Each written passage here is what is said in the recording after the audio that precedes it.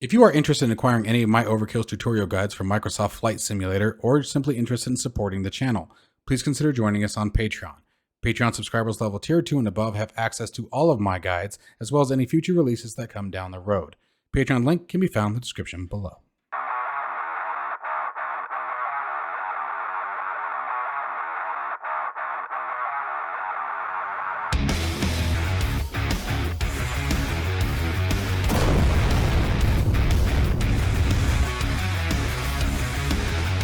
Flightsim.to is under fire yet again.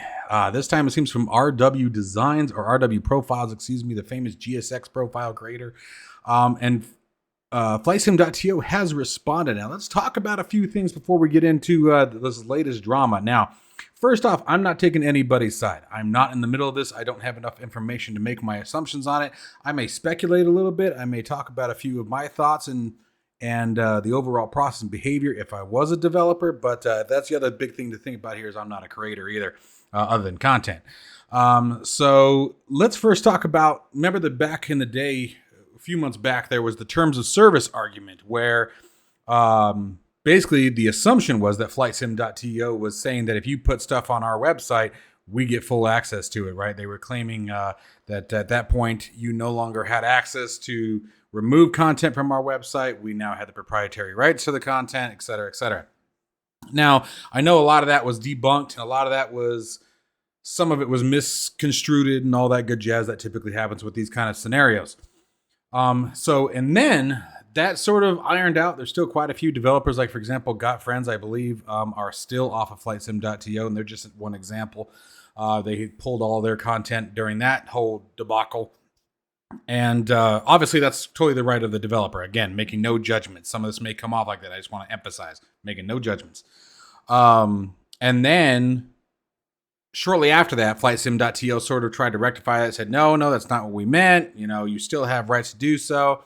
I know removing mods and content from Flightsim.to was a major problem for a while. Developers had to wait days and days. They had to manually reach out to someone. They didn't just have the ability to log in and pull their content off, which that part I agreed with. If I'm the one putting content on, I'm the one who developed it. Yes, I get that you're hosting it and obviously appreciative, and it's not like you're not getting attention for doing that. But if I'm the one developing, creating, writing for a specific piece of content, I better be able to remove it when I choose to. So that's first, unless it's a very specific agreement, right? So there was that, right? And that was a whole terms of service knockout thing that happened a few months back. Then it sounds like, so if we come over to, I've been reading this on FS Elite, by the way, guys. They are a fantastic website for catching up on the latest news. So RW Profiles, they were really big into creating GSX profiles. For those of you who don't know, GSX creates or offers a massive ground service enhancement, right? But you have to have different profiles created for a specific airport, specific aircraft. You know, that way you only have certain things that come out based on the aircraft and the location you're at. Anyway, it's very time consuming to create those profiles. It is a very time consuming thing to do. So RW Profiles took it upon themselves, as did many others, but they were definitely one of the bigger ones, to create a whole bunch of them, and they were just pounding them out like crazy. They have since pulled it, citing that RW Profiles went into more details by saying that the premium service, hold on, we'll come to that. Sorry, it was RW Profiles will be moving all files from Flightsim.to as of September 1st of 2023. Now, the reason why they decided to pull out was, first, let's talk about one of the things that Flightsim.to promised after that last big blowout with the terms of service was they promised to come up with the Creators Program.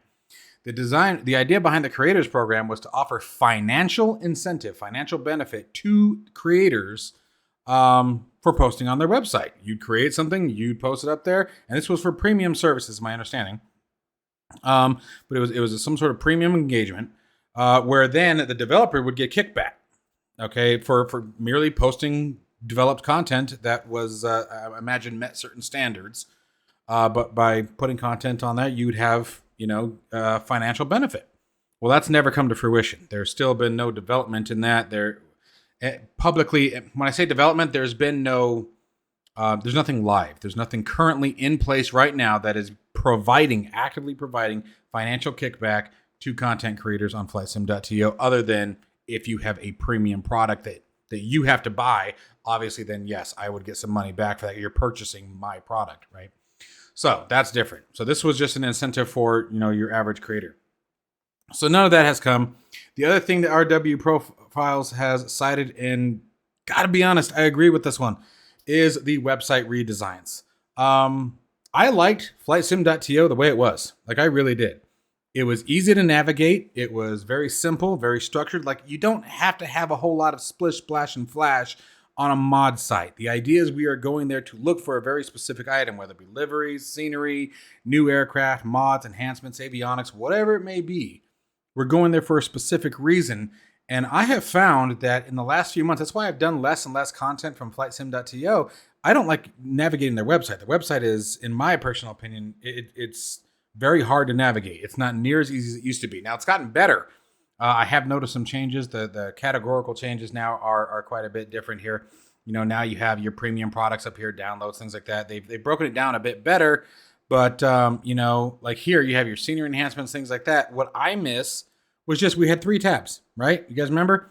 And there we go. You had new uploads, your updated uploads, and I can't remember what the other tab was, most popular, whatever it was.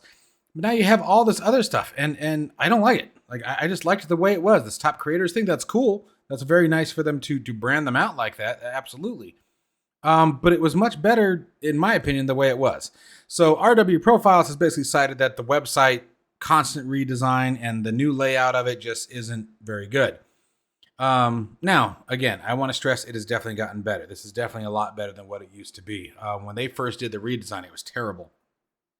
So what's happened since then? Let's talk about what's coming out since then.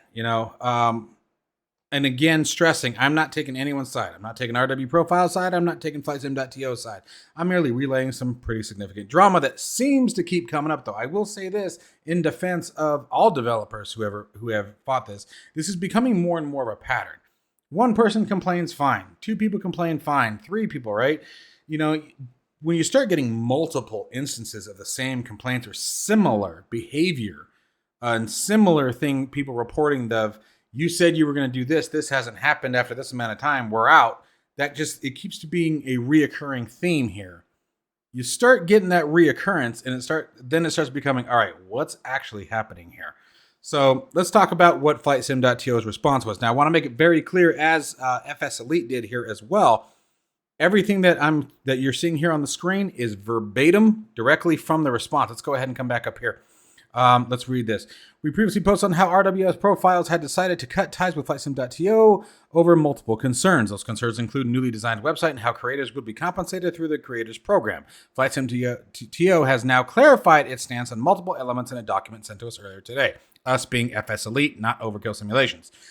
To ensure that no context or accuracy is lost, we are sharing their full statement as below.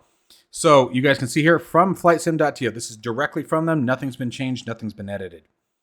Okay, so for the creators program, basically what they're saying here, and I'll let you guys read it here, but our creators program is still very much in the pipeline. We have always strived to provide a platform that supports creators. Okay, now what they go on here to say, the biggest kicker here is, here we go. No one has ever said that the creators program wouldn't come. In this particular case, the legal side of implementing our creators program has proven to be more complex than anticipated, but we are working on getting the requirements aligned, which takes time. Okay, so my first thoughts on that is, have you been communicating that to the developers? Have you been communicating what the hiccups are?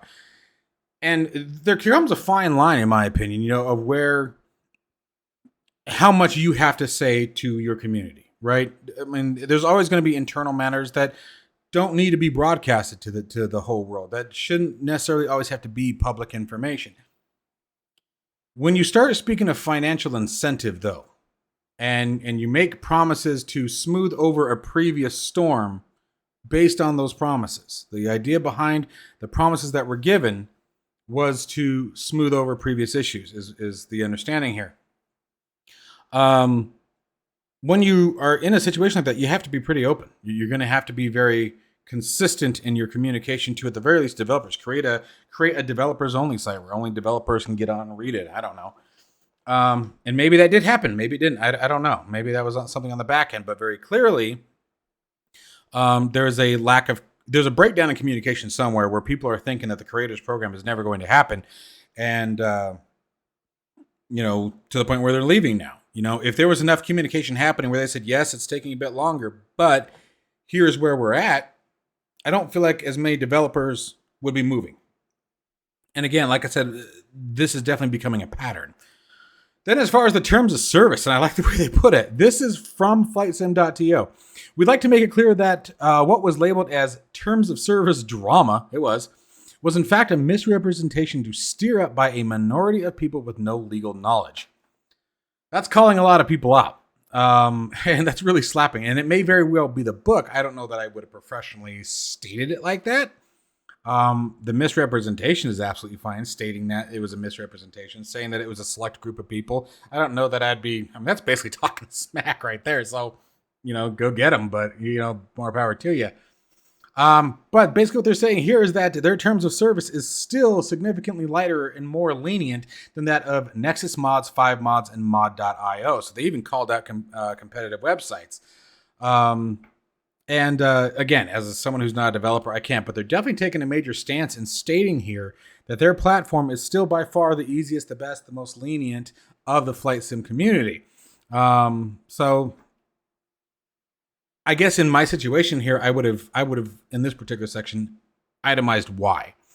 Now, the reason why I'm pointing all this stuff out to you guys is because Flightsim.to, if this stuff doesn't happen, like something bad's going to happen here, and it really is a great website. It's been a great resource since the launch of Microsoft Flight Simulator. And I'm getting kind of concerned that things are going to start to crash down here. And that's why I'm mentioning this, They go on to talk about a few other things. The website redesign, they're talking about how they are constantly accepting new feedback and trying to find a middle ground to what their vision is, to what the end user's experience is. And I'll give them that. Like I said, we just got done pointing out there's been multiple changes to the website since it's been launched. And then since that new big redesign they did, it's definitely coming back closer to the way it was. It's not there yet, in my opinion. And I'd really like to see that. It was so easy to use before. I don't know. That's a new thing, right? Is having that big flashy website. I've noticed that with a lot of developers. I work in IT professionally, and I see that with a lot of our developer websites too, is that everyone's going for this big bang flashy thing that honestly at the end of the day makes it far more cumbersome to navigate the website and get what you're there to get. I guess that my thing is they're not a media platform. The idea behind that behind a website like Flightsim.to is, like I was saying earlier, you may not know exactly what you're going for, but if you're looking for liveries, if you're looking for some new utility, seeing if any new utilities have popped out today, or something to that effect. What your mind is generally looking for, or maybe you're just shopping. And so you don't want to make things cumbersome and a pain. That's just me. And then the premium earnings. Our premium service earnings are primarily utilized to cover the bills of our servers and maintain our download service. I completely support them on this one. It's tough. It's tough making or maintaining these servers. And I think a lot of folks, including myself before I started doing what I do professionally, didn't realize the overhead that's required to maintain this stuff. Whether it be renting the servers in a data farm and a data center, the internet speeds, the massive file transfer capability you have to maintain. It's expensive. I mean, you look at, I pay about $150 a month just for our internet service here at the house, and that's just a gig up and down, or a gig down, excuse me. I wish it was a gig up. But anyway, so imagine that on a worldwide platform. The costs do have to be pretty extravagant and exuberant, I guess I should say. So I do get that. And then the engagement with creators. Open dialogue has always been our forte. Talk about that one. We are always eager to find solutions that benefit our creators and provide users with a unified solution, preventing a scatter across multiple Discord platforms, which would be a disservice to the community. RW Profiles, singling them out here, decision to move away from our platform is somewhat regrettable and somewhat surprising. Our support and communication channels, that's a typo there. I hate typos. I focus on them. Our communication channels are always open, especially for creators. We believe that the best solutions arise from collaborative dialogue, and unfortunately, we aren't afforded the opportunity to engage with them directly before this decision was made. We stand by our position as a neutral platform dedicated to both creators and users. Removing content from Flightsim.to does not harm Flightsim.to, but it harms thousands of virtual pilots who are looking for content and need to dig into Discord servers to find them. So, let's read this last part. It's worth noting that as much as we are defenders of our platform, we are also advocates for growth and development. We recognize our areas of improvement and are, I think, ceaselessly? I actually don't know what that word. I'm hoping they meant seamlessly. But anyway, working on them. I've never seen that word before. Ceaselessly. Makes sense. I know what it means now. It's very clear. I've just never heard that word. Stumbled. Anyway, ceaselessly working on them. Let's focus on unity, collaboration, and the shared passion that brings us all here, the love for flight simulation. Okay, so I have a couple of things to bite at with this one. My things to bite at with this one, and again, I am still standing neutral here, but I'm going to be very honest in when I say that when the way that this reads, intent or not, the way that this reads to me is they're saying RW Profiles, well, why didn't you contact us and ask? So they're putting the blame on RW Profiles, wondering where a promise that was made a while back is at. Okay, let's talk about referring to the Creators Program. So where was your communication? If I'm promising you something and an exuberant amount of time is going on or extended amount of time is going on or passing without any kind of update or indication that it is coming to life, shouldn't I be the one to tell you, hey, I'm really sorry this is taking a long time. Here's where we're at. Shouldn't I be the one to give you the updates? If you bring me your car to fix it and I say, all right, I'll fix it for you, and it's taking a long time for me to get your car done, shouldn't I be the one to contact you and say, hey, customer, your car is taking me a little bit longer than what I anticipated. Your car is going to be delayed because of XYZ. Parts aren't coming in, whatever it may be. Shouldn't that be my job to communicate with you as the end user? Shouldn't that be my job to communicate with you as I'm the one who made the promise? I'm the one who made the agreement to have XYZ in place. So I don't like the way this reads. And I'm really hoping that, that's not the intention. Maybe it's just the way it was worded, but that's the way that I read it. Is that they basically blamed RW Profiles for not coming to them. Why didn't you come to me first? Why didn't you talk to me first before you left? And there's some element of that. There's absolutely some element of that.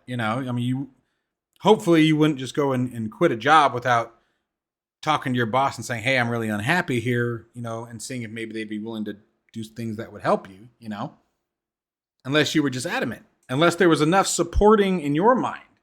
There's enough supporting feeling to say, you know what? No, I don't even want to deal with it anymore. I just want to go.